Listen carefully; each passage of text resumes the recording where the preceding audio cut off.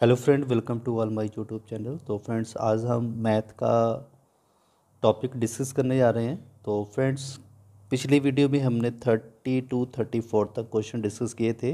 ये previous math की series है। तो आज हम 35th क्वेश्चन सॉल्व करने जा रहे हैं। तो फ्रेंड्स, वीडियो शुरू करने से पहले अगर आप इस चैनल पर नए हैं तो अभी तक चैनल को सब्सक्राइब नहीं किया तो प्लीज़ पहले चैनल को सब्सक्राइब करें, बेल आइकन को प्रेस करें ताकि हर वीडियो का नोटिफिकेशन आप तक सबसे पहले पहुंच सके। तो इसी के साथ आज की वीडियो शुरू करते हैं। और जिन्होंने हमारी पिछली वीडियो नहीं देखी उसका जो लिंक है डिस्क्रिप्शन में मिल जाएगा। प्लीज़ वो पहले क्वेश्चन वो अच्छी तरह से देख लें। तो आज हम करने जा रहे हैं क्वेश्चन नंबर 35 है। तो रीड करते हैं question. A and B can finish a piece of work in 30 days. बहुत इंपॉर्टेंट क्वेश्चन है। They worked at it for 20 days and then B left. Remaining work was done by A alone in 20 more days. A alone can finish the work. तो हमारे पास चार option देंगे, इसमें से एक answer होगा। तो सबसे पहले क्वेश्चन को समझते हैं। कहता है ए और बी किसी काम को 30 दिन में ख़त्म करते हैं। दे वर्कड एट इट, अगर वो दोनों 20 दिन में काम करते हैं तो 20 दिन के बाद जो बी जो है काम वो छोड़ देता है। उसके बाद वो काम ए द्वारा किया जाता है और ए 20 दिन और लेता है। तो A alone can finish the work. A अकेला कितने दिन में काम वो ख़त्म करेगा। तो इसे सॉल्व करते हैं सबसे पहले क्वेश्चन को। फ्रेंड्स, यहाँ पे मैंने सॉल्व किया है क्वेश्चन, तो देखते हैं साथ साथ। ए एंड बी जो है 20 दिन का काम, ए प्लस 20 का 20 दिन का जो वर्क है वो आ जाएगा आपके पास 1/30 इंटू 20। ठीक है, तो ये कितना आ जाएगा? ये आ जाएगा आपके पास, जीरो के साथ जीरो कैंसिल हो जाएंगे, ये आ जाना आपके पास 2/3। रिमेनिंग वर्क क्या होगा उनका? रिमेनिंग वर्क होगा 1 माइनस 2/3। ठीक है जी, तो इस कैल्शियम लेंगे 3 3 1 द 3 माइनस 2, तो ये आ जाएगा आपके पास 1/3। उसका जो रिमेनिंग काम है वो रह गया 1/3। नो 1/3 वर्क जो है इज़ डन बाई ए, इसे ए ने कवर करना है इन 20 डेज़ में। तो कितने दिन में कवर करेगा? 20 डेज़। तो whole work will done by A, वो कितना आ जाएगा? 20 इंटू 3, तो ये हमारे पास आ जाएगा 60 आंसर। अब देखते हैं ऑप्शन। तो हमारे पास ऑप्शन ए, बी, सी और डी ऑप्शन है 60 days. Very very important question. Next question है क्वेश्चन नंबर 36।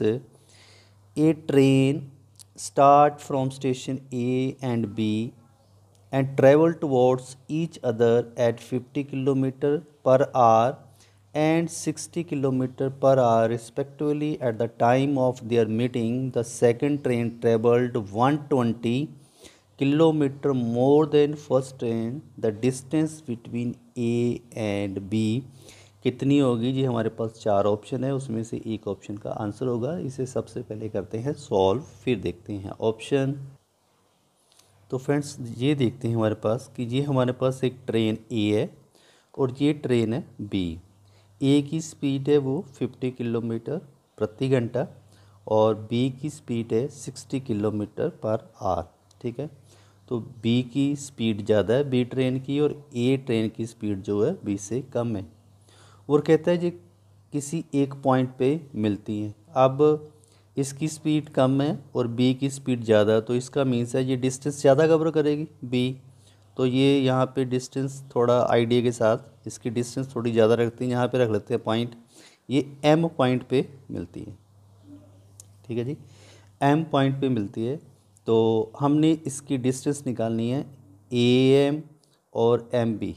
ठीक है, यानी कि ए ट्रेन की डिस्टेंस कितनी होगी और बी ट्रेन की डिस्टेंस कितनी होगी। तो हम यहाँ पे लेट कर लेते हैं कि जो ट्रेन ए है वो टाइम लेती है टी और सेम ही जो टाइम लेती है वो लेगी ट्रेन बी। क्लियर? तो अब इसकी एक डिस्टेंस कितनी होगी, तो डिस्टेंस लिख लेते हैं, यहाँ पे लिख लेते हैं डिस्टेंस ट्रेवल्ड बाय ए जो ट्रेन डिस्टेंस ट्रेवल करेगी वो आ जाएगा AM। ये किसके इक्वल होगी? तो हमारे पास फार्मूला होता है, यहाँ पे अगर देखें तो फार्मूला होता है हमारे पास स्पीड डिस्टेंस अपॉन टाइम। ठीक है, तो हमें स्पीड भी पता है, टाइम हमने लेट कर लिया है, तो डिस्टेंस कितनी आ जाएगी हमारे पास? डिस्टेंस आ जाएगी S इंटू टी, तो यहाँ पे आ जाएगा 50t। ठीक है जी, स्पीड हमारे पास यहाँ पे 50 है और टी आ गया 50t हो गया। Similarly distance travelled by B train, जिसे हम BM लिख सकते हैं, B से चलेगी BM, तो ये सिमिलरली आ जाएगी 60t। ठीक है जी, तो अब हमें क्वेश्चन में दिया है, कि at the time of their meeting the second train travel 120 kilometre more than first train. ठीक है, ये इंपॉर्टेंट पॉइंट है कि at the time of meeting जब ट्रेन मिलती है तो second train has travel 120 more than first train. तो इसका मीन्स ये है कि ये वाली ट्रेन है, इसकी स्पीड ज़्यादा होगी। ठीक है, और ये वाली ट्रेन जल्दी पहुंचेगी जिसकी स्पीड ज़्यादा है। ठीक है, और वो पहले वाली ट्रेन से 120 किलोमीटर मोर। तो इसका मीन्स ये बनता है कि हमने जो डिस्टेंस निकालनी है तो डिस्टेंस आ जाएगी, तो यहाँ पे कंडीशन बन जाएगी हमारे पास कि जो BM है ये इक्वल टू हो जाएगा AM प्लस 120। ये पॉइंट समझने वाला है क्योंकि जो ये ट्रेन B है ये ट्रेन चल रही है फास्ट, तो नेचुरली है ये 120 किलोमीटर ज़्यादा चलेगी। अब अकॉर्डिंग टू क्वेश्चन ये ट्रेन की स्पीड कम है तो इसकी स्पीड ये थोड़ी धीरे पहुंचेगी। तो कहने का मीन्स है कि ये जो ट्रेन की डिस्टेंस है BM ये इज इक्वल टू आ जाएगी AM प्लस 120, क्योंकि ये 120 BM जो है फास्ट चल रही है, तो वो 120 हम जो ट्रेन हमारी कम स्पीड वाली है उसमें ऐड कर देंगे, तो दोनों की जो स्पीड है वो डिस्टेंस जो है वो इक्वल हो जाएगी। तो अब BM हमारे पास कितना है? ये आ गया BM की डिस्टेंस की है हमने 60t, और AM की डिस्टेंस कितनी की है? 50t। ये आ गया 120। 60t minus 50t is equal to आ गया 120, और यहाँ पे आ जाएगा 10t इज इक्वल टू 120, और t की वैल्यू आ जाएगी 120/10, तो ये कैंसिल हो जाएगा, हमारे पास आ जाएगी वैल्यू 12। ठीक है जी, तो अब हमने दोनों की डिस्टेंस निकालनी है। तो इट मीन्स इसकी जो डिस्टेंस, जो टोटल डिस्टेंस है, यहाँ पे कर लेते हैं इसे थोड़ा साइड पे, यहाँ पे कर लेते हैं। तो ये जो डिस्टेंस है AB ये हमारे पास आ जाएगा AM प्लस MP। क्लियर? ये जो डिस्टेंस हमने यहाँ से लेके यहाँ तक ये किसके इक्वल आ जाएगी? AM plus MP। तो AM की डिस्टेंस हमने निकाली है, कितनी है? 50t। आप देख सकते हैं स्क्रीन पे। तो जो BM है या MP लिख दिए या BM लिख लो, एक ही बात है। BM लिख लेते हैं यहाँ पे, BM कर लेते हैं यहाँ पे। तो BM कितना है? 60t। तो अब 50 इंटू 12, t की वैल्यू हमारे पास आई 12, 60 इंटू 12, तो ये इसे मल्टीप्लाई करेंगे तो ये कितना आ जाएगा? 12 5 60, 600, और ये आ जाएगा 72। दोनों को प्लस करेंगे तो ये आ जाएगा 1320 किलोमीटर। ये आ गई डिस्टेंस। तो अब देखते हैं इसके option. Option C is the right answer, 320 kilometre. Next question देखते हैं जी, क्वेश्चन नंबर 37 है। 6000 becomes 7200 in 4 years at certain rate of interest. If rate becomes 1.5 times of itself, the amount of the same principal in 5 year will be। तो ये हमारे पास चार option दिए हैं। तो क्वेश्चन में क्या कह रहे हैं, थोड़ा समझ, कहते हैं कि 6000 है वो 7200 बन जाता है 4 साल में। तो रेट ऑफ इंटरेस्ट एक कोई सर्टन रेट ऑफ इंटरेस्ट है, तो तो पहले हम रेट ऑफ इंटरेस्ट निकाल लेंगे। उसके बाद कहते हैं कि ये जो रेट ऑफ इंटरेस्ट हमारे पास आती है इसका 1.5 टाइम्स फिर इसी अमाउंट का हम प्रिंसिपल निकालेंगे 5 ईयर में। तो वो जो प्रिंसिपल है अमाउंट है वो कितनी होगी ये हमने कैलकुलेट करना है क्वेश्चन में। तो सबसे पहले करते हैं इसे सॉल्व।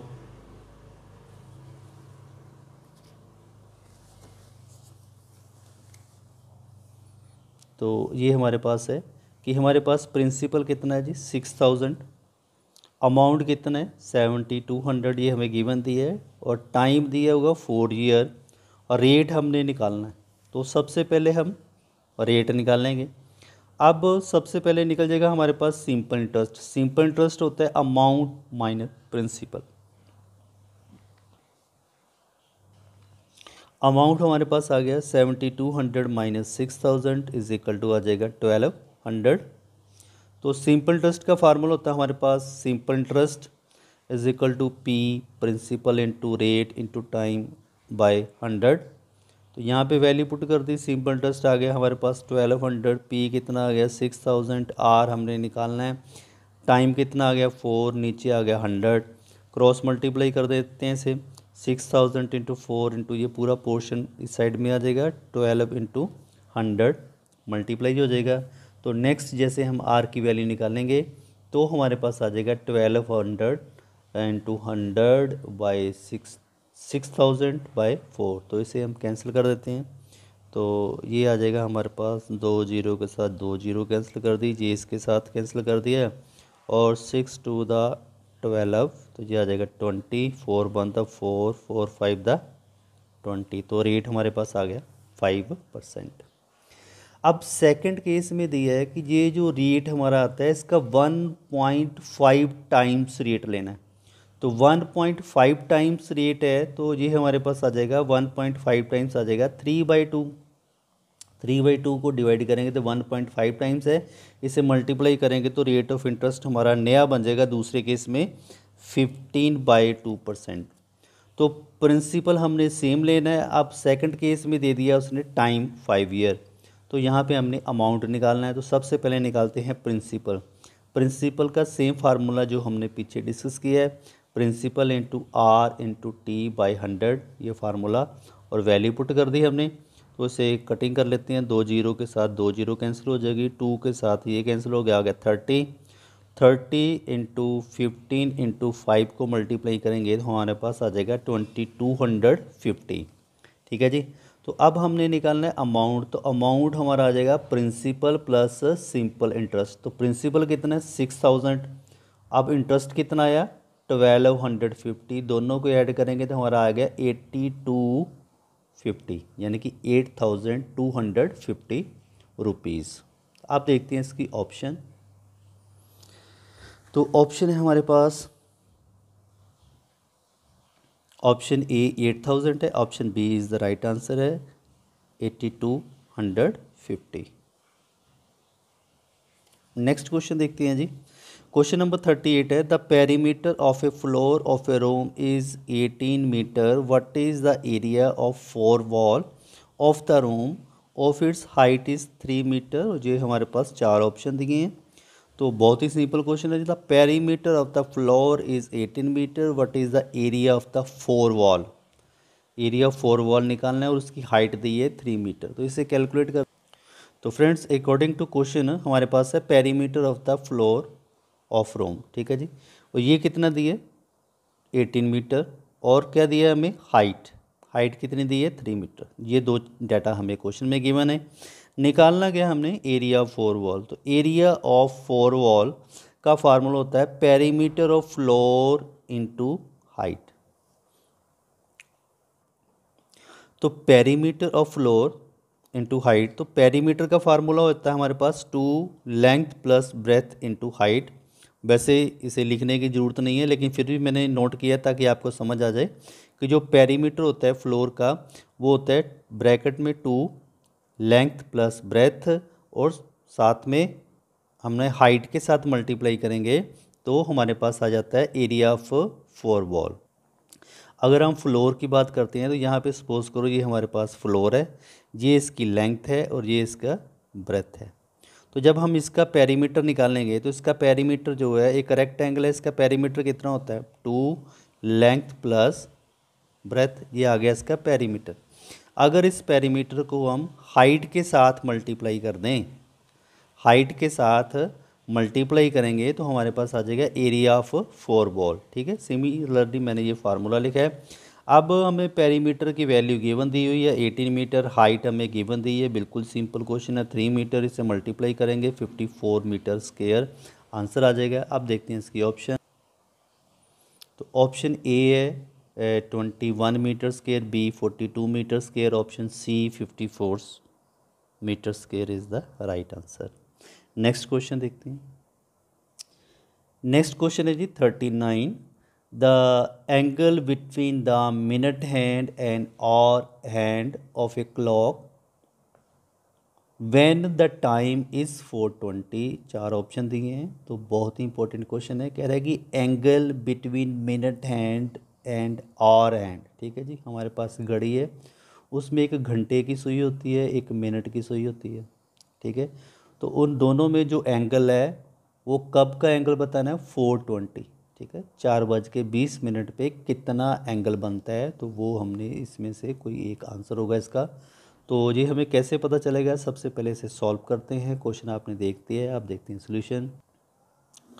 तो फ्रेंड्स यहाँ पे आप थोड़ा डायग्राम देखिए पहले। तो डायग्राम में ये हमारे पास आ गया आवर हैंड और ये आ गया मिनट हैंड। ठीक है, तो हमने जो टाइम निकालना है, टाइम निकालना है 4:20। अगर 4:20 होगा तो ये जो घड़ी की सुई है वो इस तरह से होगी, तो इसमें से जो एंगल बन रहा है ये वाला एंगल, और ये हमने बताना है कि ये कितने डिग्री का एंगल होगा। तो सबसे पहले हम देखते हैं कि हमारे पास टाइम कितना है 4:20। ठीक है जी, यहाँ पे मेंशन कर दिया 4:20। अब हमने जो आवर एंड है, घंटे वाली सुई है, वो कितना एंगल कवर करती है और मिनट वाली सुई कितना एंगल कवर करती है, ये एंगल हमने पहले अलग अलग निकालने हैं। तो यहाँ पे मैंने लिखा angle trace by our and, जो घंटे वाली सुई है वो 12 घंटे में कितने डिग्री का एंगल कवर करती है। अगर जहाँ पे आप देखेंगे तो घंटे वाली सुई है ये वाली, और ये ऐसे ऐसे चलेगी, तो फिर इस यहाँ पे फिर इस जगह पे आ जाएगी जहाँ आप सपोज करो कि 12 से चलती है, फिर 12 पे आएगी, तो इसका एक चक्कर कंप्लीट होगा। तो एक चक्कर कंप्लीट करने के लिए कितना होगा 12, 12 घंटे चाहिए एक चक्कर कंप्लीट करने के लिए आवर एंड को। तो वो एक चक्कर का जो एंगल होता है वो होता है हमारे पास 360, यानी कि सर्कल। ठीक है जी, अगर 12 आवर में 360 डिग्री का एंगल बनाती है तो 1 आवर में कितने डिग्री का एंगल बनाएगी 360/12। अब हमने एंगल निकालना है कि जो आवर एंड है उसने कितना टाइम कवर किया, उसने टाइम किया 4 घंटे 20 मिनट। तो 4 घंटे, लेकिन ये 20 मिनट है, इसे भी हम आवर में चेंज करेंगे, तो इसे हम ऐसे चेंज कर लेते हैं 4, और जब 20 मिनट को आर में चेंज करेंगे तो 60 के साथ डिवाइड हो जाएगा, 0 के साथ 0 कैंसिल हो जाएगी, और ये आ जाएगा 2 1 द 1 2 3 द 6 1/3, तो 4 1/3 आ जाएगा। तो इसे हम मल्टीप्लाई करेंगे तो हमारे पास कितना आ जाएगा 4 3 द 12 प्लस 1 13/3। तो अगर एक घंटे में इसका जो एंगल है वो इतना आ गया, तो 13/3 आर में कितना एंगल कवर करेगी 360 13/3। तो इसकी हम कैलकुलेशन कर लेंगे, तो इसे कैलकुलेशन कर लेते हैं। ये आ जाएगा आपके पास 12 × 36, 12 0 आ जाएगा, 12 के साथ ये 12 कैंसिल हो जाएगा, जहाँ पे बच के हमारे पास 10, तो हमारे पास कितना आ गया 130 डिग्री। अब देखते हैं मिनट हैंड। तो ऐसे ही angle traced by minute hand, तो मिनट हैंड की अगर बात करें तो मिनट हैंड ये है, तो ये यहाँ से चलेगी, यहाँ से भी चलेगी, तो पूरा जो चक्कर है फिर 12 पे पहुँच के कंप्लीट होएगी। कितने मिनट कवर करेगी जी 60 मिनट। क्लियर है जी, तो ऐसे यहाँ पे नोट कर लेते हैं angle trace by the minute hand in 60 minute में, तो कितने डिग्री का एंगल बनाया इसने 360 डिग्री। तो 1 मिनट में कितना एंगल कवर करेगी 360/60। तो 20 मिनट में कितना एंगल होगा, 360/60 इंटू 20। तो इसे हम इसे कैंसिल कर देते हैं, ये कैंसिल हो जाएगा और ये आ जाएगा 2 1 द 2, 2 3 द 6। तो इसे कैंसिल करेंगे जी हमारे पास आ जाएगा 120। तो ये एंगल कितना आ गया हमारे पास 120। अब जो हमने एंगल रिक्वायर्ड निकालना है, तो अब एंगल निकालना है आवर हैंड में से मिनट हैंड माइनस करो, तो ये आ गया 130 डिग्री एक आ गया और 120 डिग्री मिनट हैंड का आ गया। तो उसका डिफरेंस करेंगे तो कितना आ गया हमारे पास 10 डिग्री आंसर आ गया। आप देखते हैं इसकी option B is the right answer है जी, 10 डिग्री बी। इस सीरीज का लास्ट क्वेश्चन है जी, question number 20। The smallest number which is divisible by 12, 15, 20 and perfect square is 400, 900, 1600 and 3600। बहुत ही इंपॉर्टेंट क्वेश्चन है। कहता है द स्मॉलेस्ट नंबर, वो छोटा से छोटा नंबर करना है जो इसके साथ, ये जो नंबर है इनके साथ डिविजिबल होगा और परफेक्ट स्क्वेयर होगा। तो इसे करते हैं पहले सॉल्व। तो फ्रेंड्स स्टेटमेंट आपने देख लिए, आप क्वेश्चन को सॉल्व करते हैं। ये जो नंबर है स्मॉलेस्ट नंबर होगा वो इसके साथ डिविजिबल है और परफेक्ट स्क्वायर फाइंड आउट करना है। तो सबसे पहले इसका एलसीएम फाइंड आउट करते हैं। एलसीएम निकालेंगे 2 के साथ, 2 6 द 12, 15 नहीं जाएगा और 10 2 द 20। फिर हम इसे करते हैं 2 के साथ कितना आ गया 3, ये आ जाएगा 15, ये आ गया 5। अब हम करते हैं इसे 5 3 के साथ कर लेते हैं, 3 1 द 3, 3 5 द 15, 5 का 5 रह गया। फिर हम करते हैं 5 1 द 5, 5 1 द 5। तो ये हमारे पास डाटा बच गया, इसे हम यहाँ पे नोट कर लेते हैं साइड पे। तो ये आ गया हमारे पास 2 देख सकते हैं आप, इंटू 2 इंटू 3 इंटू 5। ठीक है जी, ये हमारे पास आ गया जो डाटा गिवन था उसका आ गया एलसीएम। अब हमने बनाना है परफेक्ट स्क्वायर। तो आपको पता है कि जहाँ पे हम परफेक्ट स्क्वायर बनाते हैं तो उसमें पेयर बनते हैं। जैसे यहाँ पे 2 का पेयर बन गया तो बिल्कुल ठीक है, 2 आ गया। लेकिन यहाँ पे 3 और 5 सिंगल आ रहा है, तो इट मीन्स हमें इनका भी पेयर बनाना पड़ेगा। तो जैसे हम इसका पेयर बनाएंगे तो क्या करना होगा, इसका मीन्स है एक 3 और मल्टीप्लाई करना होगा, एक 5 और मल्टीप्लाई करना होगा।